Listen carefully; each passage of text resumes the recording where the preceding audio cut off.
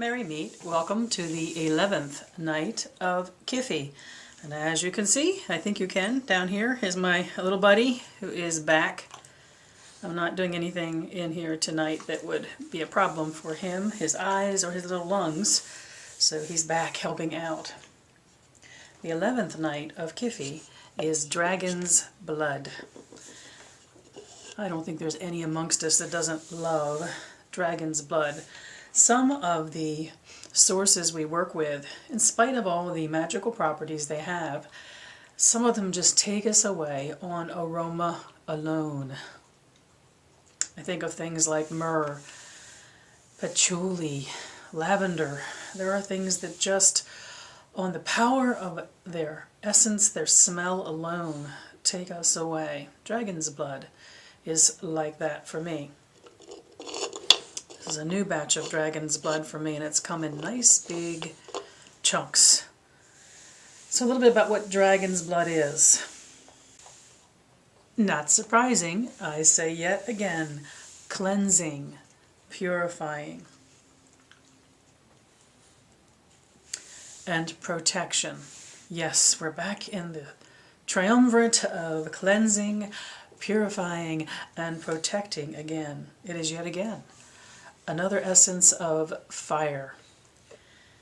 So it has that in common, blending that in with everything else that has come before it that has those very powerful ancient connections. But there are other correspondences for Dragon's Blood.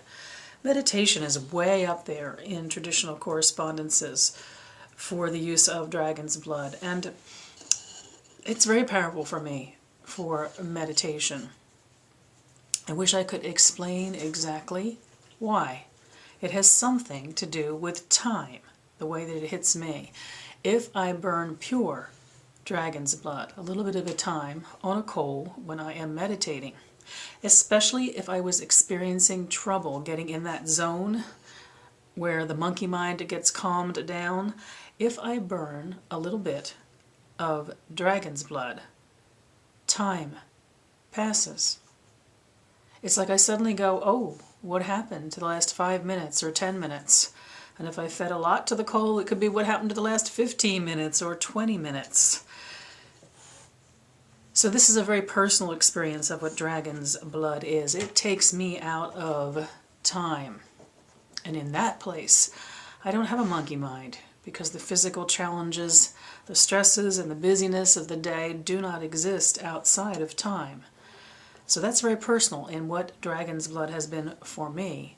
But traditionally, it does have a correspondence of use in meditation for a combination of calming and also inspiring. So it's not the kind of meditation that you empty your mind of. It's the kind of meditation that just takes you places. But my experience of it has been, it influences time when it comes to meditation.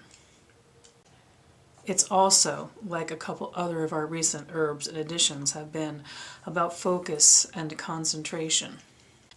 My experience of it is the power of being able to leave things at the edge. We talk about when we come into our magic circles, the things which are of the world and the burdens and the joys of our life exist and continue to exist. But we pause at the edge of circle before stepping in, and we intentionally leave those behind.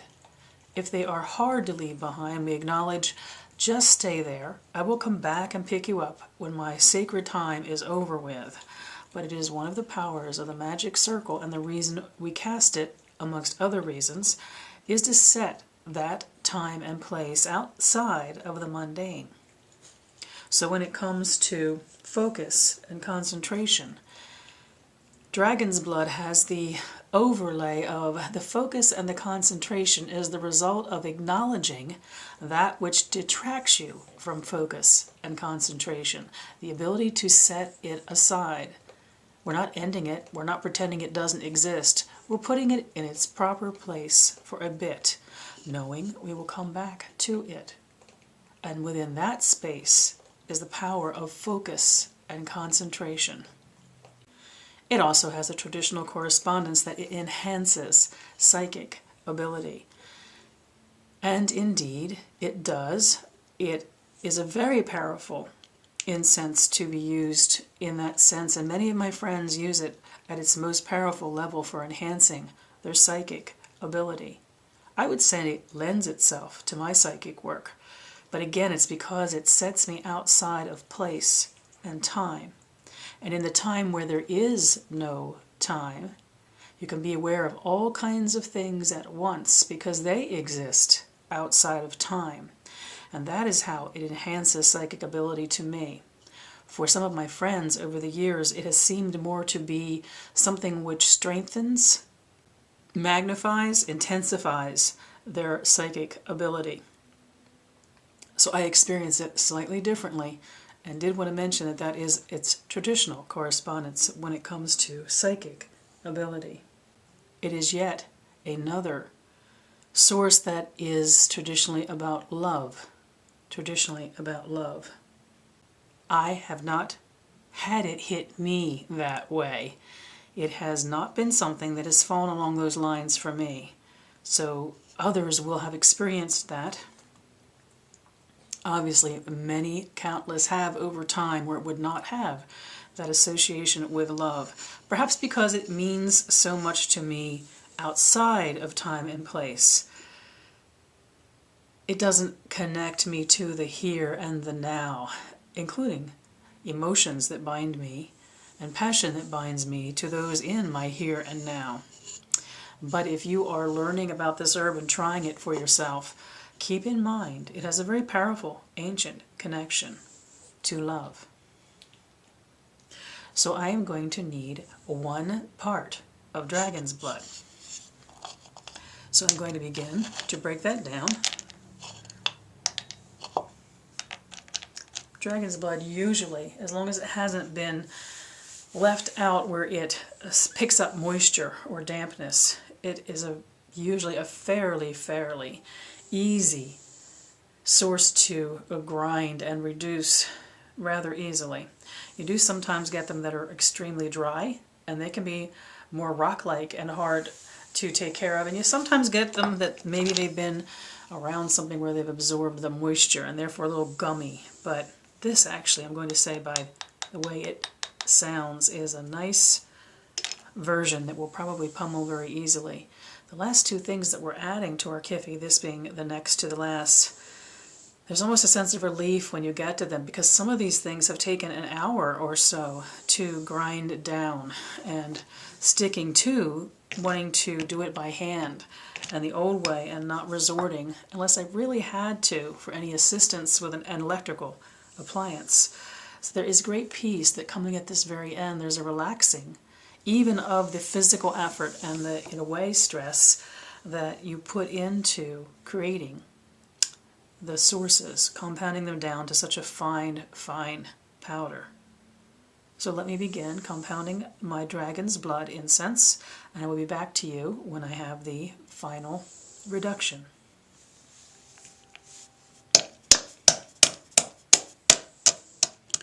So, now we have our powdered dragon's blood, finely powdered. You know, there's great joy and ease when we get to the last 2 ingredients, which are the dragon's blood and the gum arabic, both of which are very easy to reduce. It's kind of a winding down and a sense of my work is almost done. There's no stress, it's not hard to do, very easy to do by hand. I don't find myself doing heavy meditations at this time, adding these last 2 ingredients, because the meditation in itself seems to be the ease of compounding and the lightness of compounding. So let's talk a little bit about this beautiful, beautiful dragon's blood and what it is in the Kyphi mix. There is a correspondence that I didn't mention, or mentioned only in passing, I can't remember, when I talked about the traditional correspondences for dragon's blood. And that is its power as a magnifier. as something which strengthens. Now you can use that in personal work when you want to use it to strengthen something in you or something in a situation. Something that will take an aspect to a situation and make it stronger. Anytime you add dragon's blood to a mixture, not use it alone, but add it to something else, the power of the dragon's blood then becomes something separate from all those other correspondences that I told you, even the ones that I am most fond to work with. What happens is everything that comes in touch with the dragon's blood has its powers magnified. The power of the dragon's blood in the Kyphi is we are going to blend it in with all those ingredients we have so carefully and with such meditation and purpose put together. And by the very act of blending it in, we are asking that every aspect of the Kyphi, every ingredient we have put in so lovingly, is magnified to its ultimate power. The power of dragon's blood in the Kyphi is that everything it touches will increase in its own individual, perfect power. We actually lose the individual power of the dragon's blood in the mix because it will live its purpose, which is to increase and magnify and strengthen the other ingredients, and it is not about the dragon's blood. It is what it causes in the other ingredients. So we have something a little bit different that we're going to be doing at this point with the dragon's blood. We are not going to make an offering of it as we made every other individual thing that we put together, because it is not about it. It is about everything it comes in touch with. So we're going to be doing something slightly different in this step as we are beginning to end the compounding and compilation of the Kyphi. You have come to know this little jar well if you've been watching the videos to the end. It is everything we have compounded so far. Everything in its own layer, from the top to the bottom. Ground with intent, sometimes for an hour or more apiece. We know why. We meditate on the purpose, on the focus. We made an offering of it as its individual self, and then we added it to the collection, the ever-growing collection of the ingredients for the Kyphi. So you have come to know the container of ingredients well as you've watched these videos. So rather than make an offering on the altar, things have changed now as we're coming to the very, very end of making our Kyphi.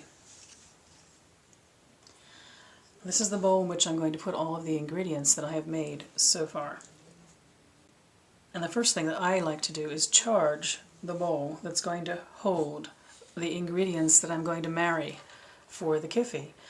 All of us have different ways we like to charge the bowl. I am going to charge mine with sound, purifying this bowl, which is nothing more than a kitchen bowl, purifying it with sound. I'm going to use my bell, and then I'm going to lower it so that the vibration of the sound comes out and infuses the bowl.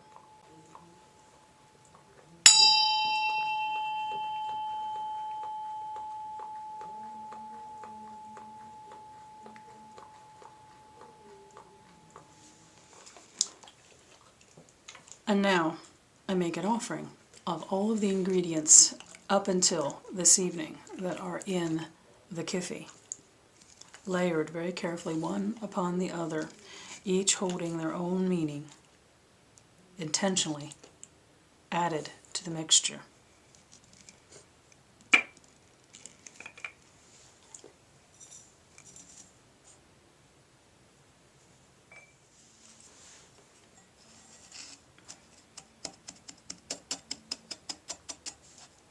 Breaking down some of the resins which have gotten a little bit stiff picked up a little bit of dampness while they were in there, breaking everything down to a powder again. And then the process of bringing everything together. Now, if you have followed along and you've been mixing and haven't been layering, it's not the end of the world. I should have said something way back at the beginning about how we layer everything that we're going to have in our dry base for the Kyphi.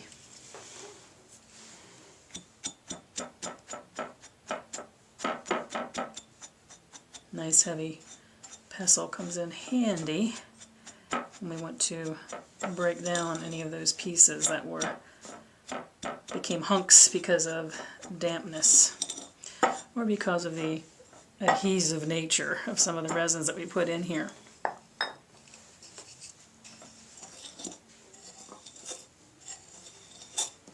So we have one last opportunity as we are bringing together everything that we have compounded to make this incense.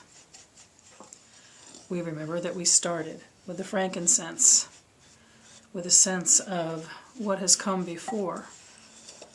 And to all who are watching, who are sharing in a spiritual journey with me, I remind you, as I remind myself, that we are part of an ancient tradition.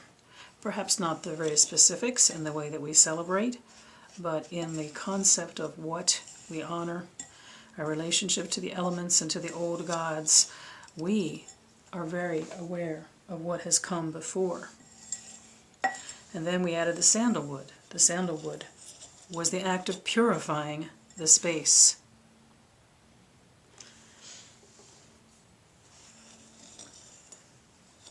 And then we added the storax, which we use the American sweet gum for. Relaxing, giving it over, giving it up, just relaxing. And then we added the beautiful, beautiful myrrh, reminding ourselves that we are, while physical creatures, also at the same time purely spiritual entities.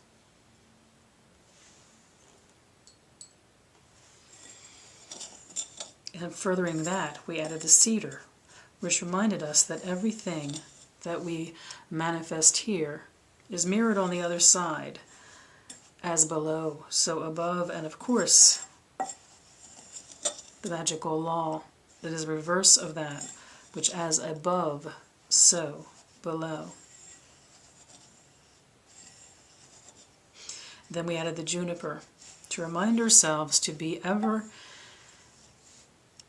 in an attitude of welcoming. And then the galangal root. Paying attention. Paying attention. And the copal, for which we use the pinyon pine. Inspiration in that place at which we have arrived at that point. Being open to the inspiration that will come to us. And then the orris root. Communication. A reminder that the flow of energy that we experience is not one directional. We're the conduit, which is a column with the energy that rises up from us and down through us. We are a continual, vibrant, vital column of energy. Communication. Then we added the cinnamon, which in this mix was about love in the sense of opening up and being vulnerable. And the concept of perfect love and trust, opening one's self up. And now it's time to add our dragon's blood.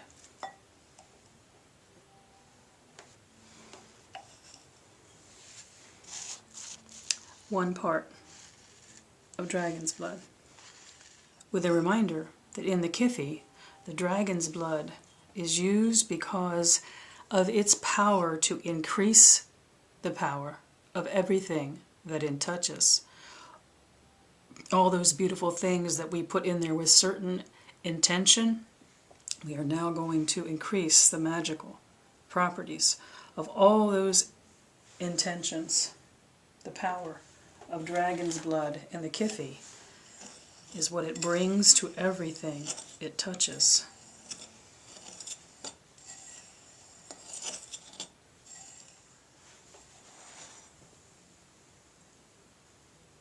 We are almost complete. And if you're like me when you got to this point, this is what you had to do. You had to bathe yourself in this beautiful thing that we've been creating.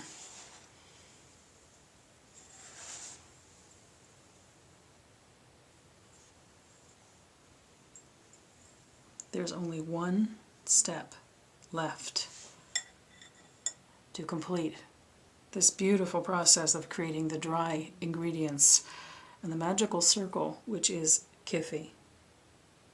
So join me on the 12th night to share that. I wish you mirth and reverence. Merry part.